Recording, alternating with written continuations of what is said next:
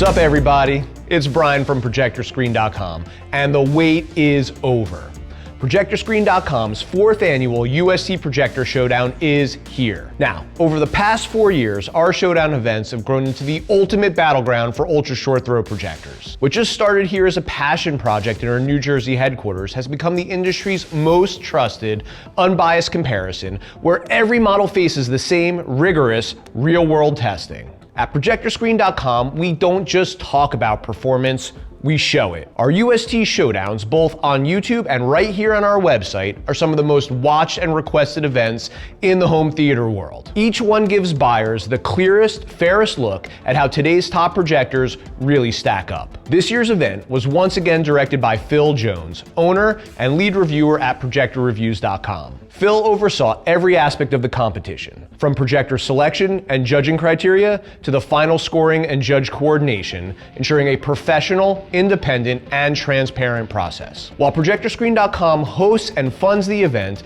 there are no competing projector brands that are sponsors or have any influence in the outcome in any way. We did receive gear support from our trusted partners. Spectra Projection supplied all of the screens and UST carts, while Kaleidoscape provided our reference quality content source. But none of the participating manufacturers had any role in the judging or results. I want to emphasize that Projector Reviews is running the show. Our team merely ran support during the event and were available to answer any questions and to assist Phil. Every projector tested was pulled directly from our retail inventory.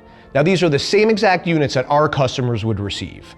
There were no golden samples, no factory-tuned ringers, and no beta or pre-release firmware that were used. Every model was tested in the same environment and under the same conditions. In the weeks leading up to the showdown, each manufacturer were invited to visit our showdown arena to personally configure and calibrate their projector, or to provide us the recommended settings for our team to apply. Most took advantage of this opportunity, but notably Epson was the only company that declined to configure their unit or provide settings.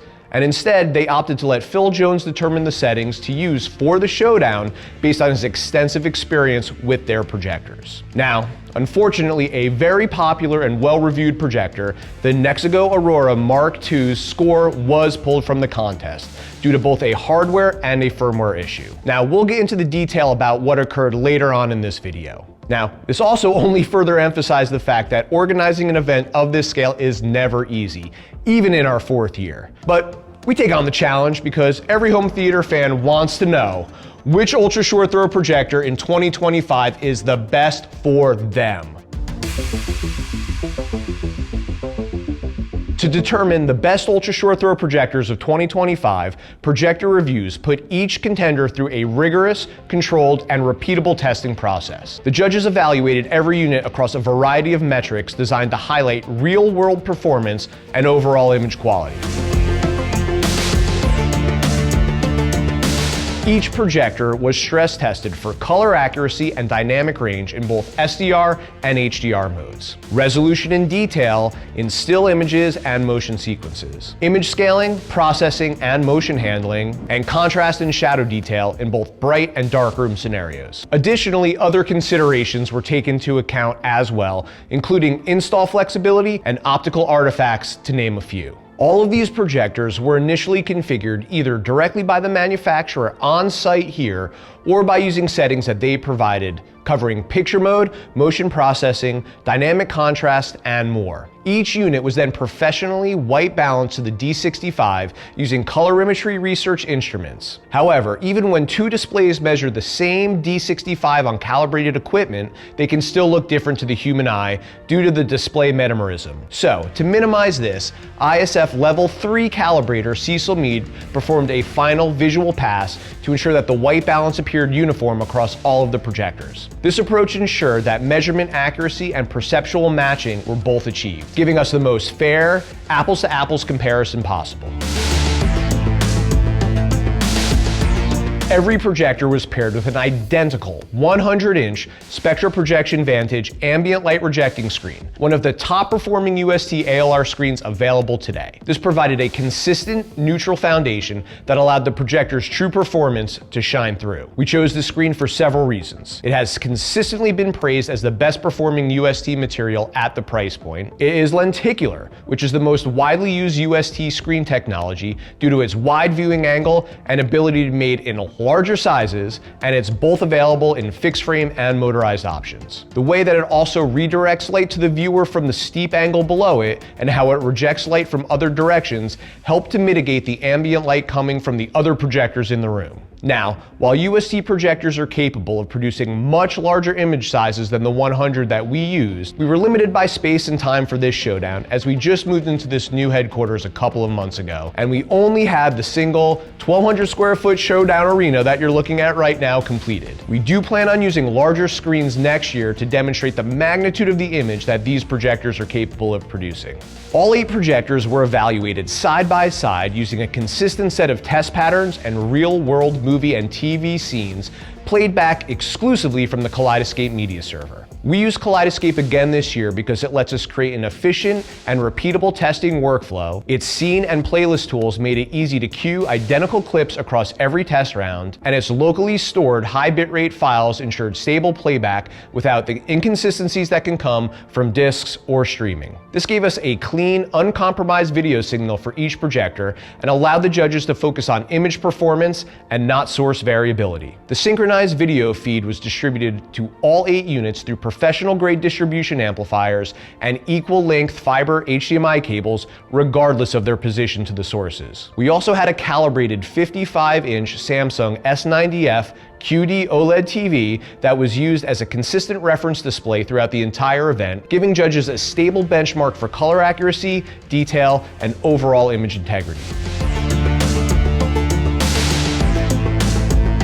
To replicate real-world living room conditions while maintaining consistency, we use custom non-reflective divider panels to prevent light bleed between the screens. The Showdown Arena was equipped with both cool and warm, dimmable lighting, allowing us to simulate a range of viewing environments from darkroom conditions to moderately lit and to very bright. This gave the judges the ability to evaluate each projector's performance under realistic scenarios without introducing harsh or uneven overhead glare when not wanted, but also to be able to flood the room with a higher level of light than one would expect in any sort of living environment. Each projector was configured and evaluated in both SDR and HDR modes, tested under the lights on and lights off conditions. Again, there was no beta firmware, golden samples, or pre-production units that were permitted. Only retail units running publicly available firmware were used in this showdown. The judges completed detailed ballot sheets rating each projector on key image quality attributes, including color accuracy, contrast, black level, shadow detail, sharpness, and more. The scores were tabulated in 2 distinct ways. The point score. Points from each criterion were tallied and averaged with the scorecard reflecting the highest value of all projectors for that specific category. You will see that highest score bolded on the scorecard for that specific criterion. The second method was the overall judges' picks. Each judge also selected their top 3 favorites overall in the following 4 categories, awarding 3 points for their number 1 pick, 2 points for their number 2, and 1 point for number 3. These ranked choice votes determine the final judges' choice standings for best value pick, mixed room use pick, dedicated theater pick, and overall picture quality pick. In most cases, the total point rankings aligned closely with the judges' top 3 selections, but not always. Some projectors scored higher in raw metrics, yet fell behind in overall preference due to factors like perceived image balance, usability, or performance across mixed content. After the lunch break, all of the projectors were factory reset to remove any of the prior adjustments so that they could be evaluated strictly in their out-of-the-box configurations. Interestingly, in some of those instances, judges even prefer the default projector image over the manufacturer recommended settings, which really underscores how subjective image quality can be. This variability is exactly why having multiple judges is so important. Different viewers respond differently to color tone, sharpness, contrast, and motion handling. Small differences in factory presets or processing options can influence what looks best to each person. By combining technical calibration, a high-quality reference display, and a diverse judging panel, the results reflect a fair and well-rounded evaluation of each projector's true performance. Now let's meet the judges. First, we have Andy Grimm joining us again for his third year at the Showdown. Andy is a projector reviewer and a contributor for Home Theater Review, Sound and Vision, as well as his own website, Pixel Home Theater. He is also a display calibrator and a very prolific contributor to the AVS forum, and a pixel pusher to the truest sense of the words. We also have another repeat offender judge, Chris Majestic. Chris has been a part of every UST Showdown since its inception, and his insight and experience is a tremendous asset to this event. Chris is a very experienced technology and projector reviewer with a widely popular YouTube channel who also uses a UST projector as his primary display in his personal living room. Cam Valentine is an ISF certified calibrator and reviewer for ProjectorReviews.com, and he joins us for his second year and brings a breadth of projector experience and a critical eye from a more technical frame of reference. Chris Boylan also joins us again this year as one of our esteemed judges. Chris is an ISF trained calibrator and technology journalist who has been reviewing and writing about audio and video technology since 1993. Chris founded the tech site Big Picture Big Sound in 2005 and is currently the editor-at-large for the popular AV technology website eAcoustics. We are also fortunate enough to have Milton Santiago join us again this year, his second as a judge in the Showdown. Through his popular YouTube channel, EBP Man Tech Reviews, Milton has reviewed many projectors and also enjoys the big screen experience that UST projection affords him in his own home. Our last judge, Chris Mata, joins us in the arena for his first time this year. Chris has been in the home theater industry for many years, doing custom design, integration, and more. He is also a Level 3 certified ISF calibrator. His YouTube channel persona, That Home Theater Dude, reviews products in a frank, no BS manner without pulling any punches. This year, 8 Ultra Short Throw Projectors entered the arena for the most comprehensive and competitive head-to-head test in Showdown history, but only 7 made it out alive. So what did the judges think? How did these projectors perform and push to their limits? Let's go take a look at the scorecard.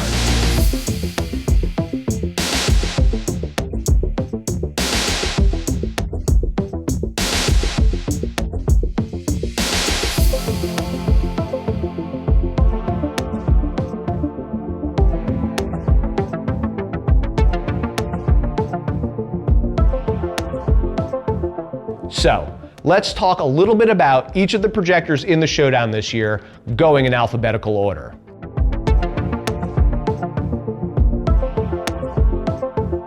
The Epson QS100 is the integration big brother of last year's contestant, the LS800. The QS100 has stripped away the Android TV operating system, Yamaha onboard audio, and traded it for a much more robust system menu with greater configuration and calibration controls, a larger max screen size, and 500 lumens of additional brightness. Earning a second place pick from our judges for mixed room use and tying in third place for overall picture quality, this 4500 lumen projector's brightness and lack of rainbow effect and laser speckle proved to be its primary strengths. Being the only LCD in the mix, it did have an inherent disadvantage regarding optical artifacts and sharpness, and being the only single laser, it did have the most narrow color gamut, but it still earned the respect of the judges.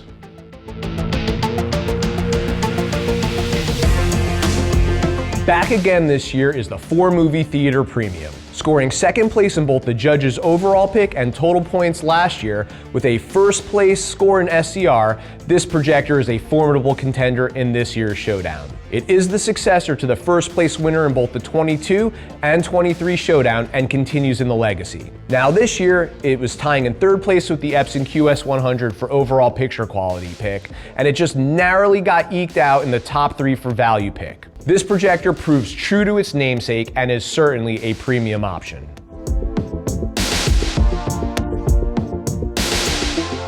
The Hisense L9Q is probably the projector with the most amount of hype in it in this year's event. Now, it's boasting the highest price tag by far in the contest, but it also has the highest amount of lumens. This unit has received some criticism for not living up to the advertised native contrast ratio. Even we were not able to measure it to their spec of 5,000:1. But what it did do is deliver tremendously on perceived contrast due to its 5,000 lumens under the hood. This projector took top mark in 3 of the judges' picks categories: mixed room use, overall picture quality, and somewhat surprisingly, dedicated theater room. It also had the top score in many of the categories in which the USTs were compared against the OLED. Now, where it certainly did not win over the judges was its perceived value, not even getting a single vote in the judges' pick against the less expensive options in the group. So, while it may not have been perceived as 2 times better than the PX3 Pro, which sells for half the cost, the L9Q clearly won over the judges as the top performer overall. The PX3 Pro was the overall winner of last year's showdown, earning #1 billing in the judges' pick, total points, and HDR, while earning 2nd place for SDR performance. This year, it certainly hasn't lost its footing at the top of the pack by being the only UST to earn a judge's pick in all 4 categories. It was this year's #1 pick for best value, it took 2nd place for both dedicated theater and overall picture quality, and it tied in 3rd for mixed room use with the JMGO O2S Ultra. The PX3 Pro blends both high brightness with high contrast and peppers in a mix of high sharpness, strong tone mapping, and great color accuracy, as well as other attributes that let this unit take away the most accolades of the group this year.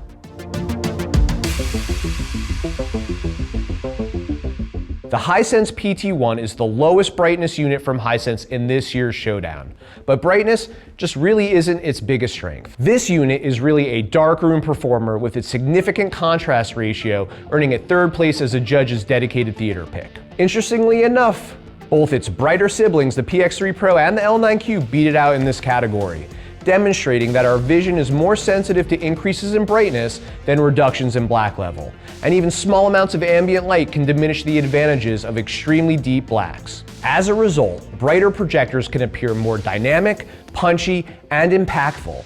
And in this case, for the judges in their own dedicated theater space. This is why some higher brightness models with slightly elevated black floors were still chosen over dimmer, deeper black units in the judges' rankings.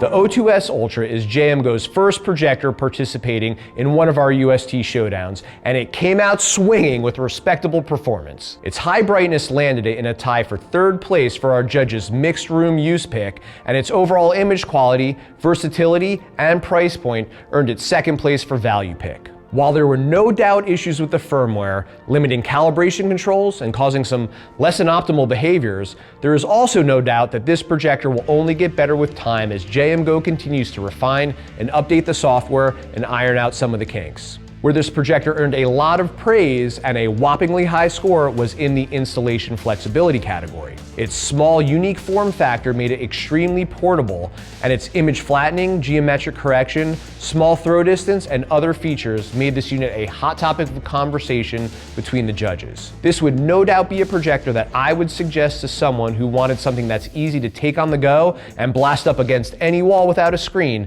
and still get a bright, vibrant image that will no doubt keep getting better with future updates.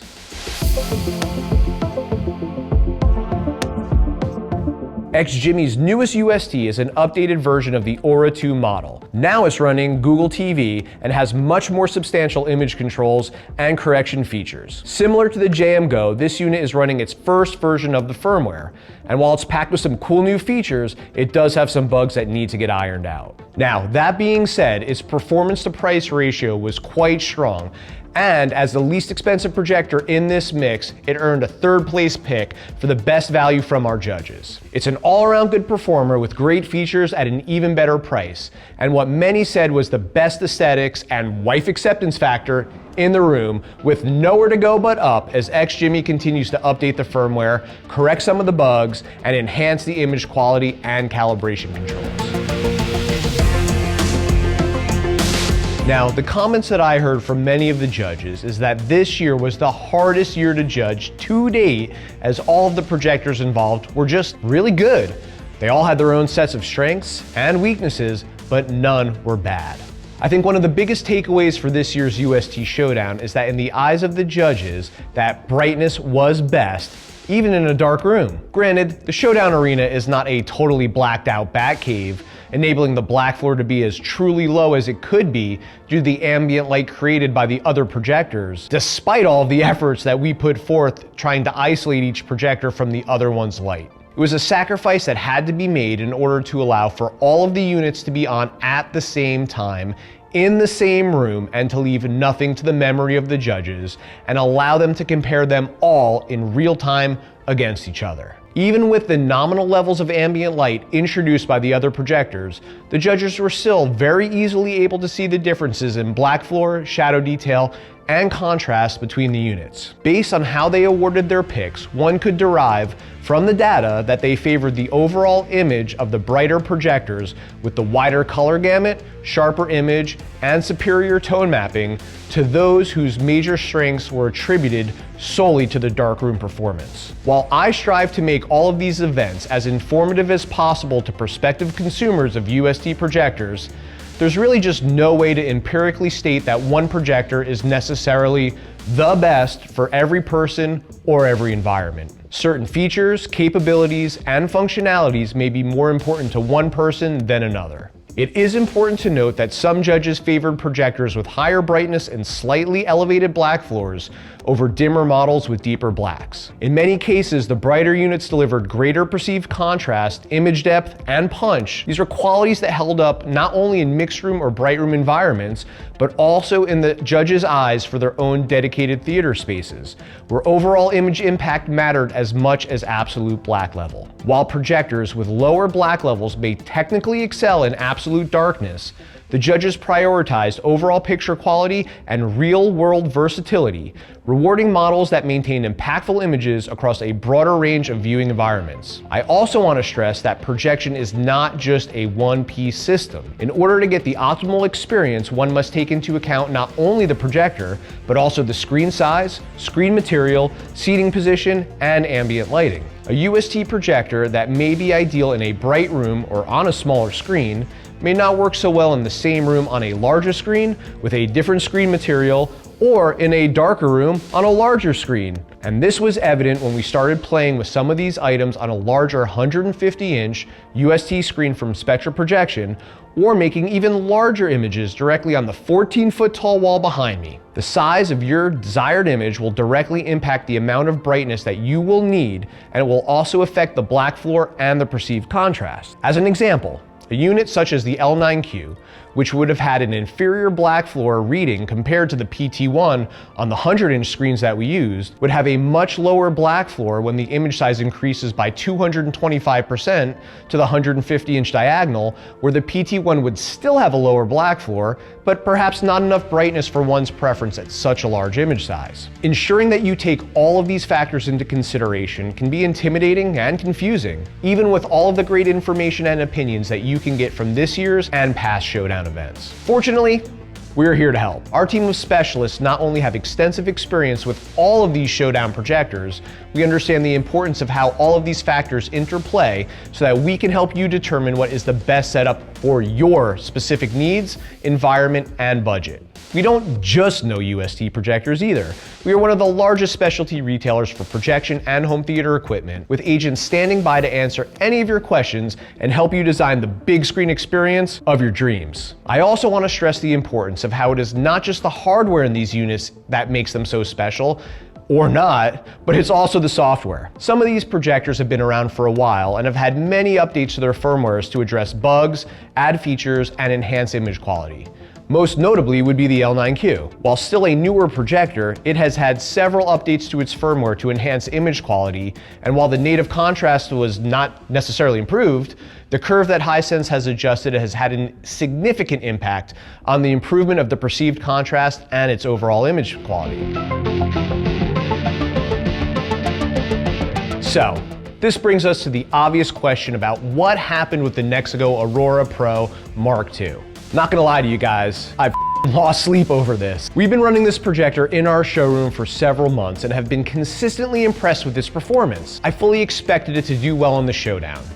and the amount of interest around this model is completely justified. Nexigo's use of dynamic iris combined with laser dimming has made it a standout for darkroom performance, and it's received strong reviews from many respected sources. There are many people on the forums that also assumed it would have been a leading contender for this year's showdown, and I also believed it would rank highly in at very least the dedicated theater category, if not more. Now, on Friday night, the evening before the showdown at around 6:30 p.m., our unit suddenly began showing severe strobe-like flickering, almost as if the laser light source was rapidly shutting on and off. We contacted Nexigo right away to let them know, and we pulled a fresh unit from the newly arrived shipment to replace it that we got from our stock. Within an hour, we had the new unit unpacked, updated to the latest OTA firmware, reconfigured with the settings that Nexigo provided us, and ran a quick test, and everything appeared normal.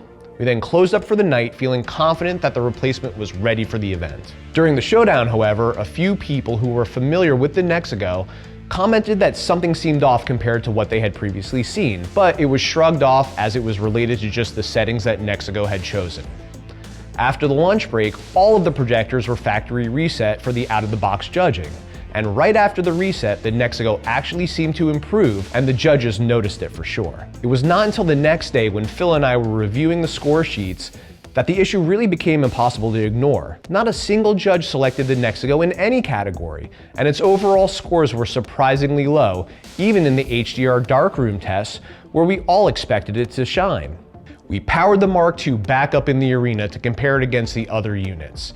And once everything was put into the Mark II, back to the Nexigo suggested settings in what we'll call showdown mode, the image looked much better. Absolutely better than what the judges had seen. It was immediately clear that something had gone wrong during the event. We spent more time investigating, speaking with the judges, our colleagues, and Nexigo to figure out just what happened. And we eventually discovered that the newly shipped units had been running on the original factory firmware. When updated directly from that early firmware to the current OTA version of 1.3.8, certain features appeared in the menus and were able to be configured, but that did not actually operate correctly. Settings such as iris light mode, SAE, dynamic tone mapping, and gamma controls were visible, but selecting them did not always apply the intended behavior. Nexigo suggests that a factory reset be performed when making this large jump in firmware versions. However, there was no prompt with this latest firmware on the screen that a factory reset would be needed, nor did Nexigo inform us of that when we let them know of the original unit failure. Unfortunately, with a live event involving multiple judges, staff, and scheduled production, it simply was not possible to redo the event. Now, I want to be very clear that this should not be taken as a sign that Nexigo products lack quality or reliability. What happened is not consistent with what we have experienced in our own showroom or with our own customers, nor the general consensus online. It was an unfortunate situation that just happened to occur at the worst possible time under the spotlight. I cannot say exactly where the Aurora Pro Mark II would have ended up in the scorecard, but I have no doubt that it would have received much higher scores across many of the judging criterion and could very well have placed in the top 3 judges picked for several categories, most specifically the dedicated theater room pick. For what it's worth, I personally recommend it to anyone seeking exceptional black levels, shadow detail, and darkroom performance in a UST. We will be doing an in-depth review of this unit on our blog, and we'll be getting units into the hands of several of the judges so that they could do their own reviews on their respective platforms as well. We will be including photos of the Nexigo showing how it looked once functioning correctly, as well as the measurements so that you can compare them with the other projectors from the showdown and form your own conclusions. You'd think that after hosting this event for our 4th year, we'd have it down to a science. The truth is, it just never really gets easier. Bringing together the best ultra short throw projectors in the country for a true side-by-side comparison is an enormous undertaking. From coordinating logistics and calibration to judging and analysis, every step requires precision, teamwork, and an unwavering commitment to fairness. Our 6 expert judges, dedicated event staff, and showrunner Phil Jones all delivered an incredible effort, once again providing an invaluable service to projection enthusiasts everywhere. This year's showdown wasn't just about competition, it was about community. Seeing familiar faces from past years and welcoming a new judge to the fold created a perfect blend of camaraderie and expertise. Listening to their passionate discussions, debates, and good-natured banter throughout the event reminded us why this event matters so much to everyone. They are all truly passionate about projection.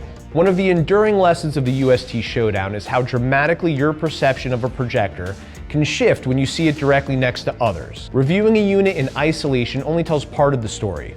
But when every model shares the same screen size, lighting, content, the differences really become crystal clear. And that's the magic of the UST Showdown. You might find walls of TVs lined up in a retail showroom, but when it comes to ultra short throw projectors, there's no other place in the world that assembles a collection like we do here at the UST Showdown. Our arena at ProjectorScreen.com remains the only environment where such a large number of USTs can be evaluated side by side under various conditions. Be sure to bookmark our Showdown write-up page and check back soon.